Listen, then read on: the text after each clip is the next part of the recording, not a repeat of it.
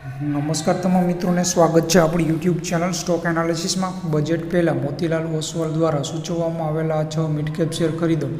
સ્થાનિક શેરબજારનું ધ્યાન આગામી કેન્દ્રીય બજેટ તરફ આગળ વધ્યું છે, જે આગામી 5 વર્ષ માટે સરકારની પ્રાથમિકતાઓને નિર્ધારિત કરશે। પ્રી બજેટ પૂર્વાવલોકન અહેવાલમાં brokerage house Motilal Oswal financial service લિમિટેડે જણાવ્યું હતું કે તે કેન્દ્ર સરકાર ગરીબો અને મધ્યમ વર્ગને રાહત આપશે અને ઓક્ટોબર-નવેમ્બર 2024માં થનારી કેટલાક રાજ્યોમાં ચૂંટણી પહેલાં વપરાશને પ્રોત્સાહિત કરશે તેવી અપેક્ષા રાખે છે। આરબીઆઈ તેનો ઉપયોગ વ્યૂહાત્મક રીતે ડિવિડન્ડમાંથી વધારાનો નફો કરશે।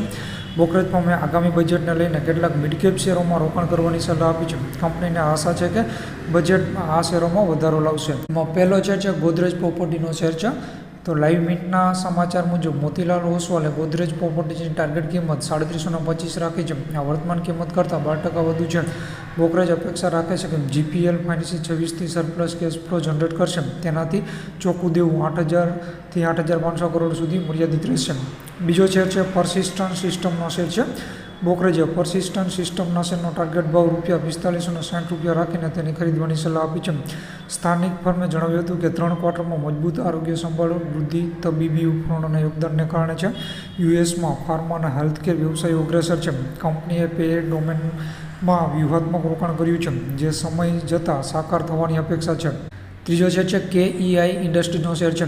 બ્રોકરેજે સ્ટોકના ટાર્ગેટ ભાવમાં વધારો કર્યો છે। શેર દીઠ ₹5230 રાખવામાં આવ્યું છે। તે લગભગ 16%ની વૃદ્ધિ દર્શાવે છે। કેબલ અને વાયર ઇન્ડસ્ટ્રીઝમાં કેઈઆઈ બીજી સૌથી મોટી કંપની છે। તે ફાઇનાન્શિયલ 25માં 11% માર્જિન જાળવી રાખશે અને છૂટક વેચાણ અને વાયરના ભાવમાં વધારાને કારણે આગામી 1 વર્ષમાં માર્જિન 1 થી 1.5 પીપી સુધી વધવાની ધારણા છે। ચોથો શેર છે પીએનબી હાઉસિંગ ફાઇનાન્સનો શેર છે।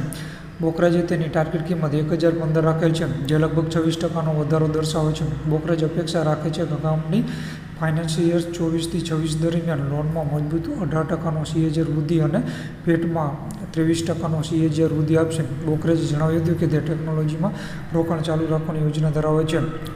પાંચમો શેર છે એન્જલ વનનો શેર છે। બ્રોકરેજ પર મોતીલાલ ઓસવાલે ₹3400ની ટાર્ગેટ કિંમત નક્કી કરી છે। આ વર્તમાન દર કરતાં 53%નો વધારો દર્શાવે છે। કંપની 1500 કરોડના ફંડ એકત્ર સાથે ક્લાયન્ટ એક્વિઝિશન ઓર્ડર્સ અને MTF બુક જેવા મુખ્ય પરિણામો પર બિઝનેસ વૃદ્ધિ માટે સારી સ્થિતિમાં છે। MOSLે જણાવ્યું હતું કે લાંબા ગાળામાં AMCS અને સંપત્તિ વ્યવસ્થાપન આવકમાં યોગદાન આપવાનું શરૂ કરશે। છઠ્ઠો શેર છે કલ્યાણ જ્વેલર્સનો। કલ્યાણ જ્વેલર્સ જ્વેલરી બજારમાં એક અગ્રણી ખેલાડી છે, જે તેના ઉત્પાદનોની વ્યાપક શ્રેણી, મજબૂત બ્રાન્ડ પ્રતિષ્ઠા અને વ્યાપક સ્ટોર નેટવર્ક માટે જાણીતું છે। તે હવે બાકીના ભારતમાં આક્રમક વિસ્તરણ યોજના પર કામ કરી રહી છે। આ વિસ્તરણ ફ્રેન્ચાઇઝ મોડલ દ્વારા સફળતાપૂર્વક નિર્માણ કરીને હાંસલ કરવામાં આવશે। તો આ 6 શેર છે જે બરાબર છે, તમે બજેટ પહેલાં ખરીદી શકો છો। તો આજના વિડીયોમાં આટલું જ। વિડીયો સારું લાગ્યો હોય તો ચેનલને સબસ્ક્રાઈબ કરી દેજો। જય હિન્દ, જય ભારત।